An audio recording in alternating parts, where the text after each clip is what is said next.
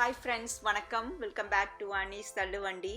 இப்போ நீங்கள் பார்த்துட்டு இருக்கிற இந்த ஆவி பறக்கிற மீன் பொள்ளிச்சது ரெசிபியை தான் நம்ம இன்னைக்கு பார்க்க போகிறோம். வாங்க அது எப்படி செய்யறதுன்னு பார்க்கலாம்.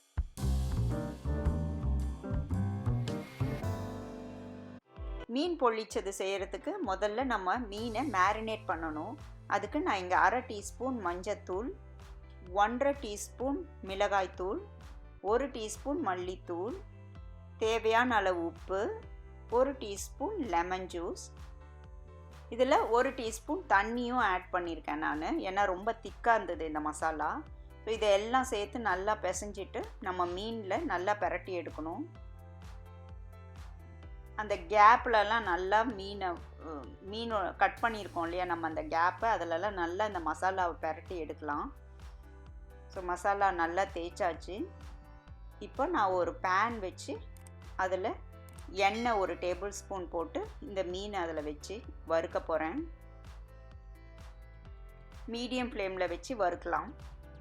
ஒரு சைடு மீன் வெந்ததும் திருப்பி போட்டுடலாம்.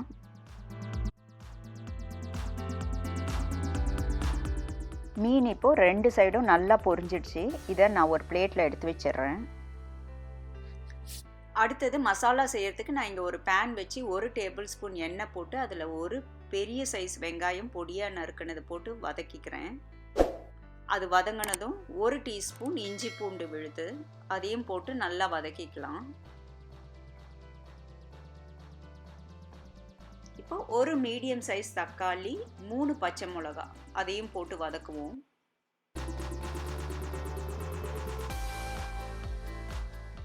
நம்ம தக்காளி வெங்காயம்லாம் வதங்கிடுச்சு. இதில் மசாலா ஆட் பண்ணலாம். நான் இங்கே 1 டேபிள் ஸ்பூன் மிளகாய்த்தூள் எடுத்திருக்கேன், 1 டீஸ்பூன் மல்லித்தூள், 1/2 டீஸ்பூன் மஞ்சத்தூள், தேவையான அளவு உப்பு, இதை போட்டு மசாலாவோடு சேர்த்து இந்த தக்காளி வெங்காயம்லாம் நல்லா வதக்கலாம்.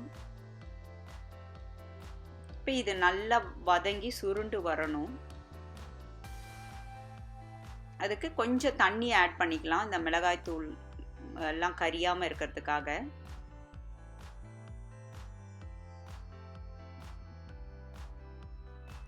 இப்போ ஒரு 1/2 கிளாஸ் தண்ணி ஊற்றி இந்த மசாலாவை நல்லா கிளறி விட்டு மூடி வைக்கலாம். இது ஒரு 5 நிமிஷம் நல்லா வேகட்டும். அந்த பச்சை ஸ்மெல்லாம் போகிற வரைக்கும் வேகட்டும், மூடி வைக்கலாம்.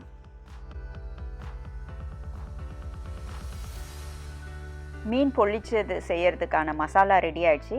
இதை ஒரு பாத்திரத்தில் போட்டுக்கிறேன். இந்த மசாலாவை நம்ம மீனில் பிரட்டி எடுக்க போகிறோம். அதுக்கு நான் இங்கே ஒரு வாழை இலை ஸ்டவ்வில் லைட்டாக காமிச்சு வாட்டி எடுத்துக்கோங்க. அப்போ தான் நம்ம மடித்து எடுக்கிறதுக்கு வாட்டமாக இருக்கும், இல்லாட்டி இலை கிழிஞ்சிடும். இப்போ இந்த வாட்டின இலையில் நம்ம ரெடி பண்ண மசாலாவை ஒரு லேயராக போட்டுடலாம். போட்டுட்டு இதுக்கு மேலே நம்ம வறுத்த மீனை வச்சிடுவோம்.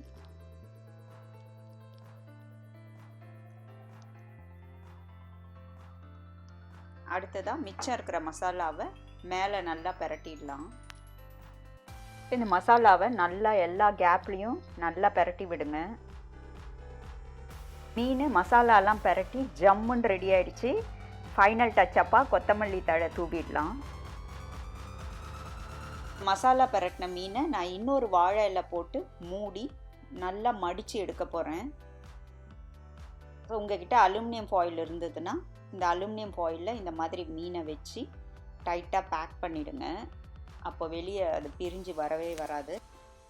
உங்ககிட்ட அலுமினியம் ஃபாயில் இல்லைன்னா நீங்கள் அந்த வாழை இலையை நூல் போட்டு நல்லா டைட்டாக கட்டிடுங்க. இப்போ ஸ்டவ் ஆன் பண்ணி ஒரு தவா வச்சு அது சூடானதும் நம்ம பேக் பண்ணி வச்ச இந்த மீனை அப்படியே தவாவில் வச்சிடலாம். 5 நிமிஷம் ஒரு சைடும், திருப்பி போட்டு 5 நிமிஷம் இன்னொரு சைடும் வேக வச்சு எடுப்போம். ஒரு லிட்டு போட்டு டைட்டாக மூடிடுங்க. நீங்கள் இலையோடு வைக்கிறீங்கன்னா எண்ணெய் 1 டேபிள் ஸ்பூன் போட்டு வைங்க. மீன் பொள்ளிச்சது சூப்பராக ரெடி ஆகிடுச்சு. நம்ம ஓப்பன் பண்ணி நம்ம மீனை ரிலீஸ் பண்ணிடுவோம்.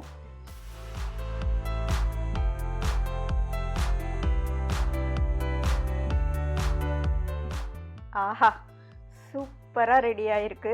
ஆவி பறக்க பறக்க இந்த மீன் பொள்ளிச்சது பார்க்குறதுக்கே ரொம்ப டெம்டிங்காக இருக்குது. நான் ஓப்பன் பண்ணும்போதே இந்த மீனோடு சேர்ந்து இந்த வாழை இலை எல்லாம் சேர்ந்து ஒரு வாசனை வருது பாருங்கள். சூப்பராக இருக்குது. கண்டிப்பாக ட்ரை பண்ணி பாருங்கள். மீன் வாங்கி இந்த மாதிரி எப்போவாவது ஸ்பெஷலாகவும் செஞ்சு அசத்துங்க.